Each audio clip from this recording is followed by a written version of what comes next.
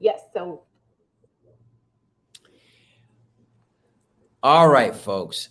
I am super excited for this episode of No Dumb Questions. I'm your host, Dr. Steve Perry, and today I am honored to bring to you a sister who really has defined Black beauty, especially for Black women. Her career spans decades, and I think you know her work, but you don't know it's her.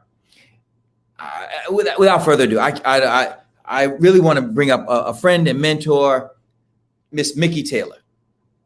Hi there. How are you? I'm having the time of my life. How you doing? I am doing so good. I have to tell you, for all the complaints, and I know there are many and things that challenge us, but this last year has been so pregnant with opportunity, and we are giving birth to some amazing things. So I am top of the world right about now, and I'm just not coming back down.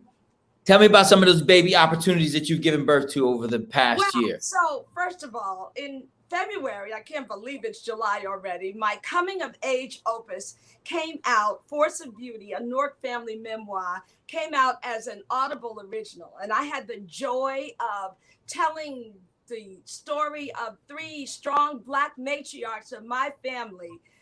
From the Great Migration and from their births in 1898, if you will, to their journey to Newark. And I did this in company with filmmaker and director extraordinaire Deborah Riley Draper. And so now this story is heard by the millions of people that Audible serves around the world. And it's such a joy to me because I've been telling our narratives for close to 40 years. And so here was an People thought that opportunity. you were 40 years old, Miss Mickey. Yeah. Well, bless your Now, heart. my viewers' heads, you just Good. exploded their heads. Now, go ahead, keep going. So I finally had the opportunity to press pause and press play and tell my own. And the joy of going in the studio during COVID to narrate this story myself. And it just gave me joy beyond measure. So that was one of the things I gave birth to. I am now in partnership with multiple studios on two documentaries, and a third one's in development. I just came back from creating a sizzle reel in the South, and just like, wow. And I sitting want to down. talk about your mom for a second because I know stories about your mom. We're going to get into you in a moment, but the stories that you've told us about your mother really blow me away because she was we'll call it a mortar. She had a way of holding the brick of our community in place. Talk about your mom. What's her name, and just tell us who she was to the community at large. So my mother, the formidable Modena Davis, if you will, filled every ounce of her size 9 shoe. She was a visionary. She was a change agent. My mother was the one who taught me first to be risk adverse is to be success adverse. My mother was part of the group of friends, if you will, from Newark, New Jersey, that gave the American icon, that is Sarah Vaughan, the money to go and try out at the Apollo. And we know that was a game changer for her career. I just got to pause for a second. Like, I just want people to understand what you just said. Your mother was among the group of people who gave Sarah Vaughan the money to go try out at the Apollo. That's So right. this is what happened with Miss Mickey's story. She says something like at that speed, and then you're like, "Whoa, you just said Sarah Vaughan, like one of the greatest jazz singers of all time." But go ahead. Well, so that was my first example, as told to me, of Black girl magic and the power of sisterhood.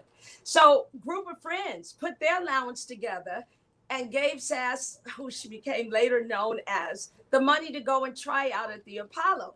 Her father, who was minister, did not want her to sing secular music, so that was out of the question. They gave her the money. She won that night, $10, and the experience of a lifetime with Billy Eckstein and the Earl Father Hines Band. And then, if that wasn't enough, the money that my grandmother was known as the help, if you will.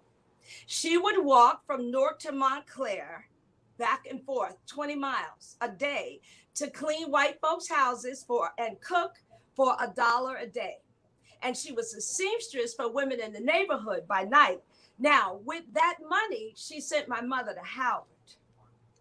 When it So came time, go ahead, go ahead. no, please, because it's just I want to, again, we're gonna pause because we're building into really the rock star that you are and how that happened.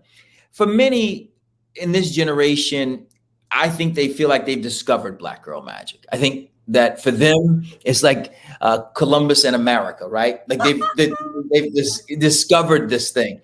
What they don't understand is that there are architects to Black girl magic, generations of them who have deliberately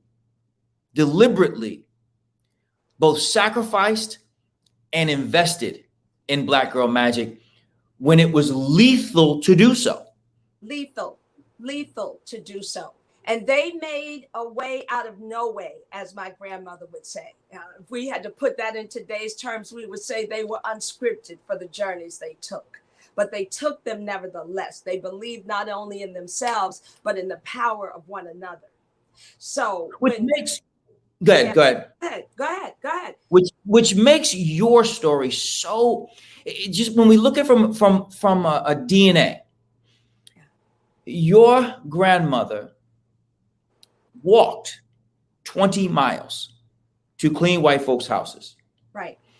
So that she could provide a way for your mother. Your mother invested in other Black women so that she could provide a way for them and you. Right. And then you become part of this little bitty magazine called Essence. Yes. Right. So that you can make a way in the same way that those women built Black girl magic for you.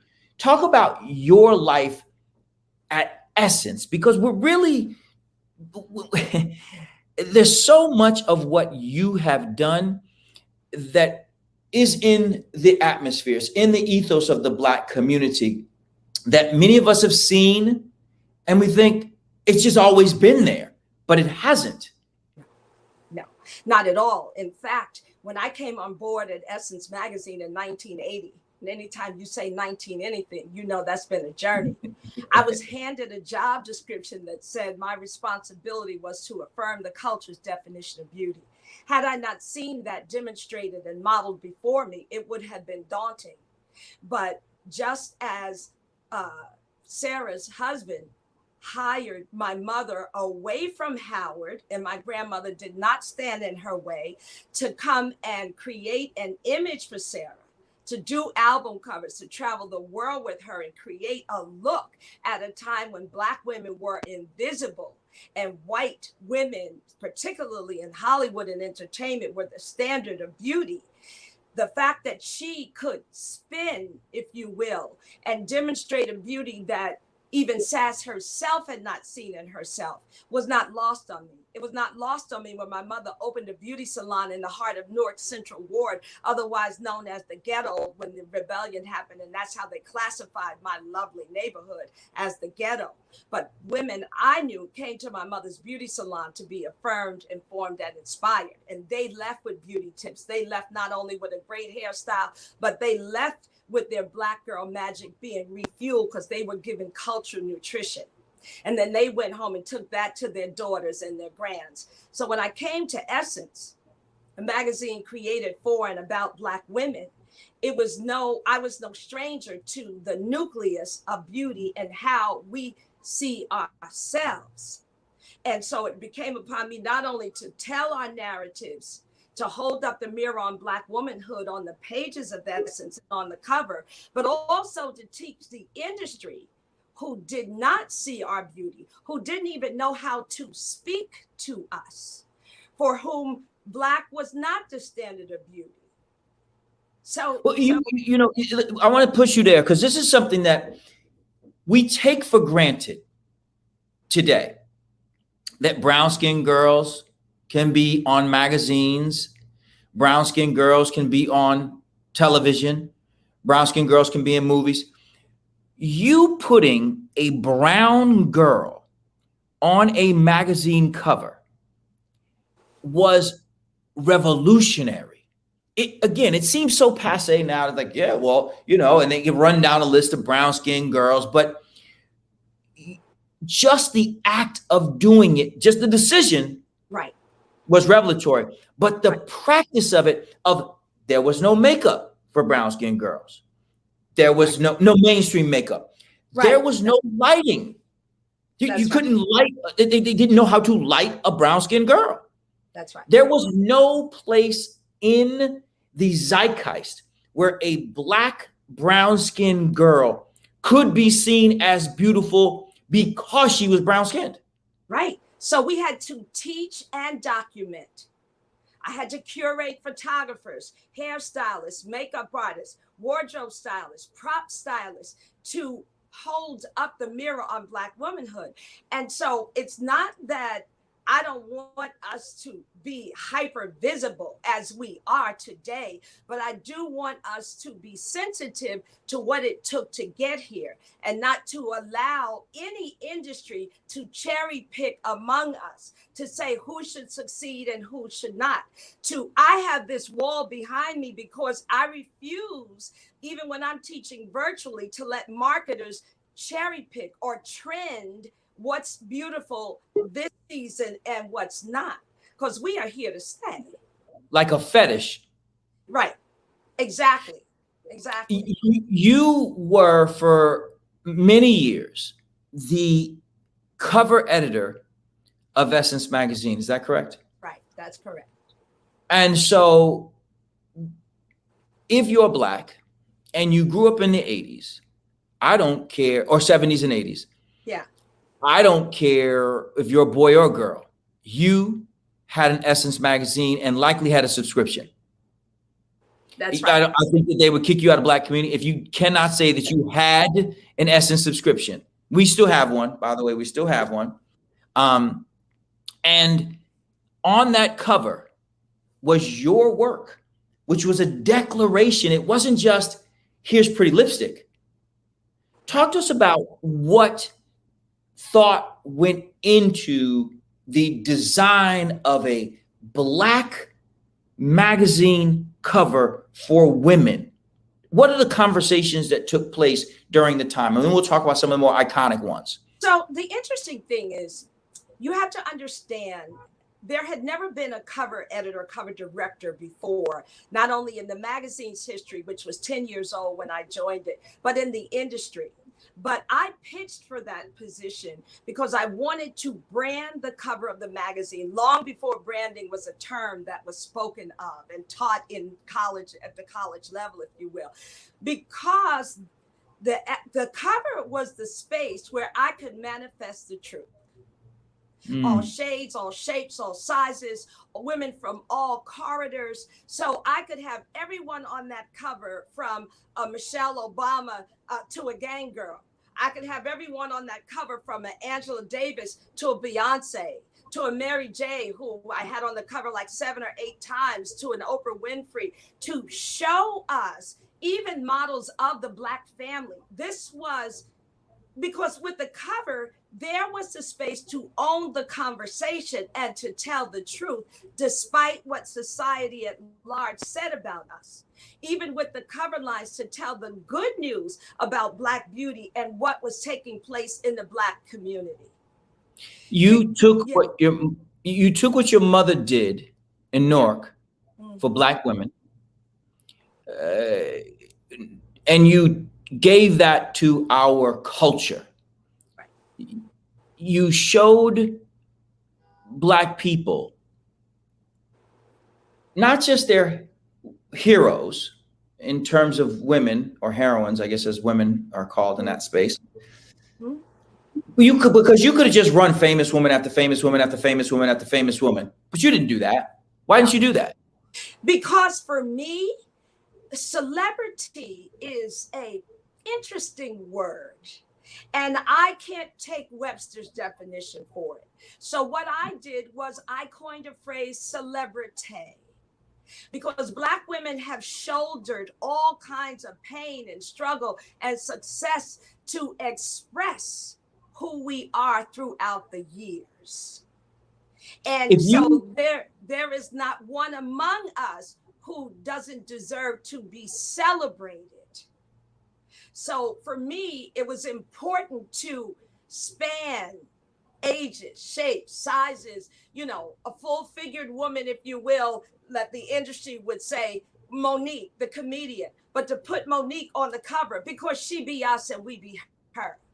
To put an Alba Rogers, Daughters of the Dust, chocolate and ebony as she wants to be, and find the photographer who could light her skin, because I couldn't take it for granted, because I didn't want her to come out milk chocolate in the end result. I wanted her to come out as ebony gorgeous as she is. That right there is a point that right there's a point that I don't think can be overstepped. You know that we look different in person. Right. Black people, our shades are from on the other side of me and to the other side of you, and all parts in between. That's right. And to light us, any one of us who's ever been on camera knows that when white media is covering us, they do what they do for their own color. And again, this is not about them saying anything or doing anything wrong. They just do what they know. I'll give you a quick, for instance, when there's a white makeup artist who's doing my face or something like that, even me, right? One of the first things they'll do is they'll mess up my edge up. Yes. Right. They're like, they'll feather the makeup into my face, into my hair. Whereas they want to blur your distinction. Right. Whereas a sister, first thing she's going to do, she's going to hit my line first. There are these distinctions in the way in which we see ourselves, is the point I'm making. It's the way that we see ourselves versus the way the outer society sees us. How did you fight for that, knowing that come on, Mickey, it's just so much easier. Just do it the other way. Not. Before I would put it out there like that, I would do a reshoot. And I have done that. I have found. Can you give us an example of that? Can you? We worked with the photographer, and we were shooting Samuel Jackson, his wife, LaTanya Richardson Jackson, and their daughter, Zoe. And the first photographer could not, and they're all different skin tones. One of the reasons that we fired the photographer, he could not get their skin tones right. And it wasn't a celebration. It was a picture. And that's another thing. I never went in search of a picture. I want to capture a moment. Moments live on in time. Pictures you could turn away from. The Black aesthetic lives in a moment. So, I grew up in a family where my family sat for moments, otherwise known as portraits. When my mother shot Sarah, in the studio for album covers, every ounce of her, there was no gesture that was too small, because it was important to capture that on film. So, so we reshot that cover. Yeah, we reshot that cover. You understand that the color of Black people was the problem for other people. And Absolutely. So for you wanted to make sure that you rebranded that problem and celebrated every shade of it and the nuances therein. Because in one family, Go ahead. That's what I had to even teach beauty companies, that we love the nuances in our skin tone, that we're not trying to hide or mask any such thing. Yeah, because we love the skin we're in. So that's why they couldn't colorize white makeups and offer them to Black women. The aesthetic is not the same, let alone wrong. The undertones, all of the things that we love. Yeah. There's a Black makeup industry now because of your work. Like, let's just call it what it is. Yeah. People wouldn't know that, and you would never say it, and whatever. That's you, and that's why I love you, but you would never say it. But the fact is that the reason why that there is a Black makeup industry, the reason why Rihanna may be a billionaire, the reason why even Kim Kardashian and the other, the reason why all these young ladies, and I know you celebrate them, you're not hating on them. I know you're happy for every single one of them, is because you, in your direct work as a cover editor of Essence, made the industry of makeup reboot and pointed out to them that the majority of the world falls within our hue set. Exactly. Exactly. And that you cannot relegate us to SKUs or how many units. You know, I've had marketers ask me, well, how many shades do Black women come in? And do we have to make all 30 or 33? Or, well, why can't 6 work? And, you know, I would, it's so interesting. I would enter these meetings and I've always been frank. So I would just say, well, did they tell you about me? Because I'm going to tell you why you cannot insult us like that. Because you can have 20 shades for Caucasian women that run, you know, everywhere from ivory to alabaster and tans and all in between. But when it comes to us, you want 6 shades that'll do. And we're not going to settle for less. So now today, Rihanna has 50 shades of foundation and she doesn't have to fight for shelf space, because I would go in those rooms and I would say, no, you're not going to insult us like that. And you got to give, and you got to build a relationship with us. It's not like you're just going to put it out there like Field of Dreams and we'll come. No, because we don't know you like that. I want people to understand your work, because it's so easy to see the cover of Essence magazine and think, oh, okay, and then turn and not understand that there's a sister who fought for how many years were you the cover editor? 30 years. For 30 years, for you to be beautiful, for you to be seen as beautiful, for companies to dress you, for companies to make makeup for you, to do eyelashes for you, to do hair for you. And you can say what you want and you can make that about something much smaller than what it is, but it is not small when a little girl does not feel beautiful. There is nothing small about that. Nothing. That's right. Even less small about it when a Black boy doesn't look at a Black girl and think that she's pretty, because he's never seen her be pretty. Exactly. So it was important to me to put a sister on the cover who had a gap a mile wide, because I wanted some little girl to know that it wasn't about her mother saving money to close her gap up. The creator didn't make no mistake when he gave her that gap, and she was gorgeous. And it was personal for me because there was a singer by the name of Little Esther Phillips around the same time as Sass and Ellen, all of them. Chocolate as she wanted to be, had a gorgeous gap, and she did not feel beautiful. And every time my mother did her makeup, she would have to tell her how beautiful she was, because no one else did. And the industry didn't put her up there like that because of the gap in her teeth and the color of her skin. You represent a brand of freedom fighter that is rarely spoken of. You represent the kind of person who was in those boardrooms, the only little Black girl there, right? Who was being told why what she was asking for made her difficult, made her rude, made her threatening. Right. And you had to call upon the Black girl magic that made it possible for your grandmother to walk 20 miles, your mother to open a hair salon in the hood. Exactly. Talk about how you did that at a time. Again, today, no disrespect to the young sisters who are coming up, but y'all are fighting a whole different fight. Yeah. You ain't fighting this fight. You're not. Yeah. And you're not going to disrespect the people who came before you. The fight that people like Sister Mickey were fighting, it's just a different fight.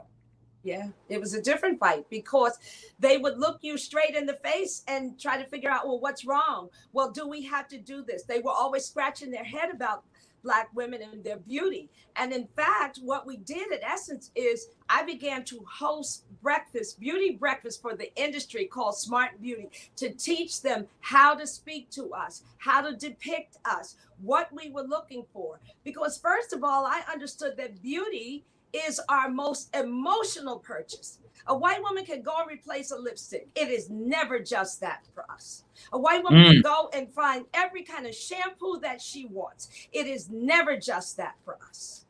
A white woman is never spoken to in terms that devalue her hair despite its texture. It was never true for us. It is still not true for us. We are the only group of women who had to have a Crown Act pass so that we could wear our hair the way it grows out of our scalps. You are preaching to a man whose wife owns at least 7 shampoos. At least. I walk in the shower and I think, this one ain't even empty yet. Why are you buying this one? Because it is not the same. It is not the same. And we are brand loyal, but always on the lookout for what's new and what's next. Because beauty is a form of expression to us. It is not a labor of love. It is just pure love and how we see ourselves. Beauty is a soul force for us and who we are. It's a declaration too, though. It's a declaration. It's a rage against the machine. It is absolutely. And no matter where we are, no matter what corridor we in, no matter what we do in terms of where we make our contributions, beauty always enters the door with us. We still have children in the kids I work with where they'll say, oh, she's pretty for a dark-skinned girl. How does that make you feel knowing how hard you worked? It means that I can't come out of the trenches yet. Because if there's a but in it, that means there's a clause where she's not acceptable, where she is not the standard. That's a problem. And as long as that's a problem, I will still be in the trenches and the work is not done. And my mother raised me with an edict that said, if the best is possible, then good is not enough. So as long as I hear that, good is not enough. No. So then let me put you to work. Then I know I only have 4 minutes left with you, and oh my God, I can't believe the time has gone. I know. And if people don't understand, if we were together, this would be the beginning of a 4-hour conversation. That's exactly right. Right. But I'm gonna put you back to work. I'm gonna pull you out of the emeritus role of editor emeritus, and I'm gonna ask you, if you were doing an Essence cover today, who'd be on your cover? Who'd be on your cover this month? Oh my gosh! Well, there wouldn't be one. There would be a group of powerful women, all shapes and sizes. There would be a Simone Biles. There would be an Oprah. There would be Michelle Obama. There would be the girl that lives down the street that you know she got it going on because she has fought just as hard as anyone else to be there. You know, you got to understand that we work 10 times as hard as any other group of women in the world for our psychic income and our work. So I like first name basis is fine, but the work, the who we are, what that looks like in the mirror, that would have to be there. And it would be a fold out. It wouldn't be a single. It would be a fold out, or it might be a drop down, because I want little girls to have posters to remind them that they come in numbers, that the Creator multiplied their beauty in chocolate and brown and tan and caramel dreams. So it would be a fold out or a drop down. It wouldn't be just a cover.